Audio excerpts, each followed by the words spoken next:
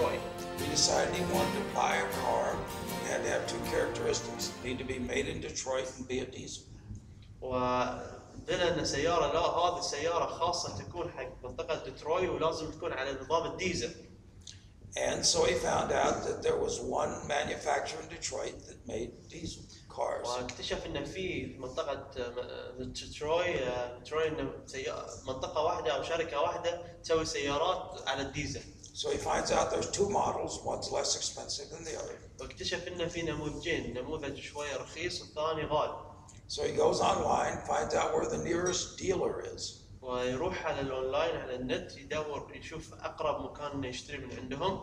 He calls them up and says, "Do you have these cars?" فيروح يشيل التليفون يقول لهم عندكم هذه السياره؟ And they said yes. يقول لهم نعم. He said, "You have it in stock?" يقول لك هل موجود عندك في المخزن؟ They said yes. يقول لهم نعم.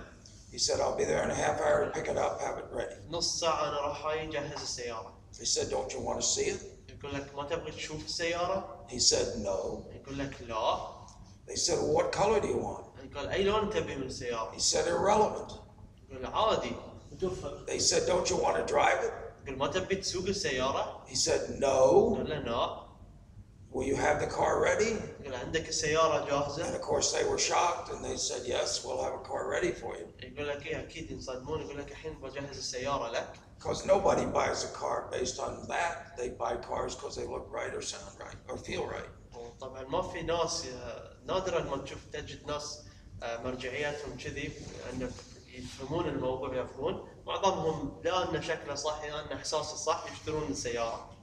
So this bottom half of the comparison, the criteria you're using to make a decision, to buy, to do whatever you do, this is uniquely you. This is the sum total of your experiences. This is the critical piece we've got to find in order to figure out how you do what you do. طبعا هذه النقطة اللي طلعنا عليها الدكتور، بعد ما انتقلت المعلومة هني، هذه عبارة عن خبرتك، هذه هو معاييرك نفسك.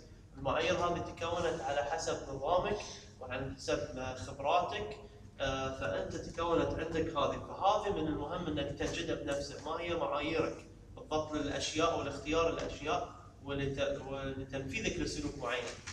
The next point is the decision point.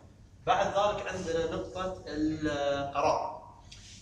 This simply tells whether we get a match or not. طبعا هذه اللي بيخبرنا إذا احنا عندنا ماتش اللي هو تساوي أو لا. If we get a match, we go ahead and get the outcome, we buy the car. فإذا هذه قارناه وصار تساوي بين معاييرك، فإذا تأخذ القرار وتبدأ توصل لحصيلتك. But if we don't get a match, for instance, the car doesn't look like it's supposed to, then what do? طبعا. We go back and we look at more cars usually. طبعا إذا ما صار عندك تساوي أو اتفاق مع معاييرك المعلوم أو تطابق مع معاييرك، تبدأ ترجع مرة ثانية تبحث عن معلومات، تبحث عن سيارات ثانية. So we go back and generate more options or gather more data about it. شو تسوي هنا؟ تشوف لك خيارات ثانية أو تجمع معلومات ثانية. Second thing we may do is if all else fails, lower your standards. طبعا الشيء الثاني أيضا نستطيع نعمله إذا فشلت ما حصلت ما طابقت اختيارك بمعاييرك، تغير معاييرك، تبدأ تنزل معاييرك بشكل آخر. It's not quite what I want, but I'll have to settle for it. تقول مثلا طيب مو بهاي الشيء اللي أبيه بس ما عندي أي خيار ثاني فمضطر إني أروح أسويه. Or the third thing we might do is just kick out of car buying behavior altogether. Say, I'm not going to buy a car, I didn't find what I want, so I'll go ride a motorcycle, take the bus, do something else, but I'm not going to buy a car. عندك خيار آخر أيضا، لما ما حصلت ما وافقت معاييرك هذه تروح إلى الخارج، خلاص تكنسل العملية كلها، تقول أنا والله ما وجدت السيارة اللي أبيها، بروح أشتري لي موتورسيكل، يا باخذ لي سيارة أو باخذ لي طيارة مثلا. Now then, so if we want to be able to reproduce excellence. إذا احنا نريد أن نكرر التميز في حياتنا. The key to the whole thing is this black area, which is the bottom half of the comparison. فمفتاح هذه كلها السلوك كلها راح يكون التميز في هذه النقطة السوداء اللي تشوفونها اللي هو معاييرك أنت. We need to know what you're comparing against. فاذا لازم نعرف شنو انت تقارن هالمعلومات اللي تجمعها تقارنها بايش. So let me give you an example. مثلا خلينا ناخذ مثال. We were doing a project on rifle marksmanship. كنا الدكتور وايت يعمل مشروع على رمي المسدسات. And the first instruction is get in the foxhole in the correct position. اول خطوه يقول لك انك لابد توقف في المكان المناسب. Now what's wrong with that instruction? شنو الغلط في هذا المكان؟ هذه المعلومه. What's wrong with it is the words correct position. الغلط انك انه يقول لك اوقف بشكل صحيح. If you've never shot a gun, you got no idea what the correct position is. اذا انت اولا ما مسكت المسدس بشكل صحيح، اصلا ما عندك اي خبره، ما عندك اي خلفيه ومعايير انك انت توقف بشكل صحيح. So there's a big difference between three things. في فرق كبير بين ثلاثه اشياء. Telling us what to do. انك تقول لنا ايش تبغى تسوي. Telling us how to do it.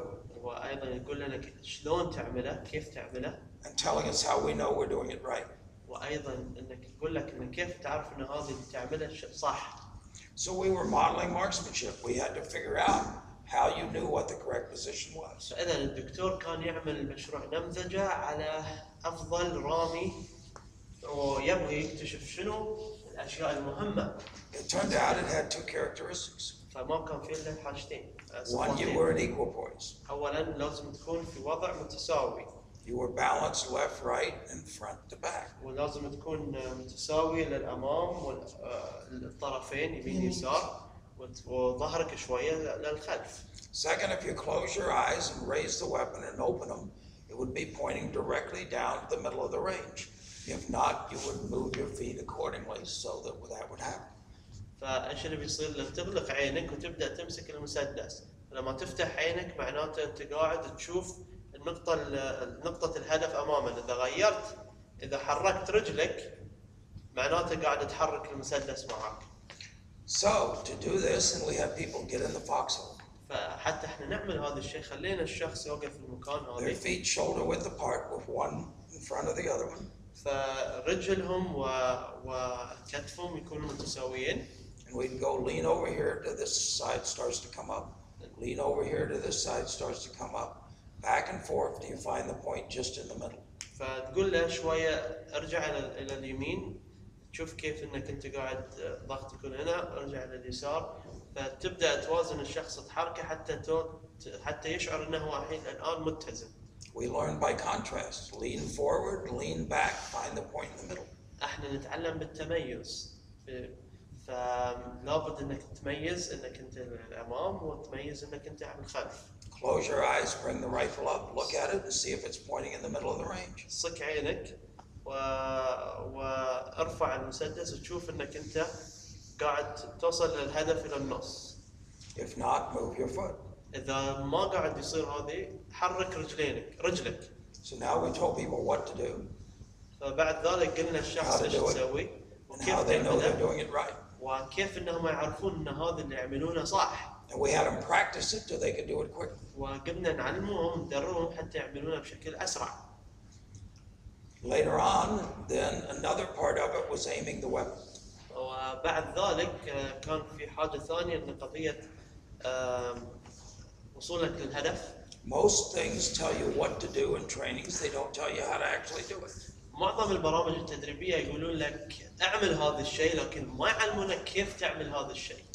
I have a book in marksmanship at home. يقول الدكتور عنده كتاب عن فن يعني ضربة الهدف. It's 400 pages. It was written by a Russian. It's generally considered to be the definitive text on marksmanship.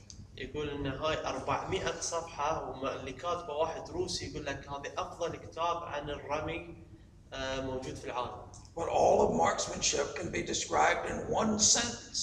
You don't need 400 page, one sentence. الدكتور يقول الفن الرمي الصحيح ما تحتاج 400 صفحة تتعلم له، هو في جملة واحدة بس تقدر تتقنه.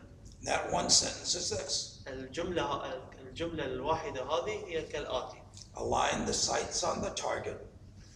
ابدأ وازي المسدس مع الهدف. And discharge the round without disturbing the sight alignment. طيب وابدأ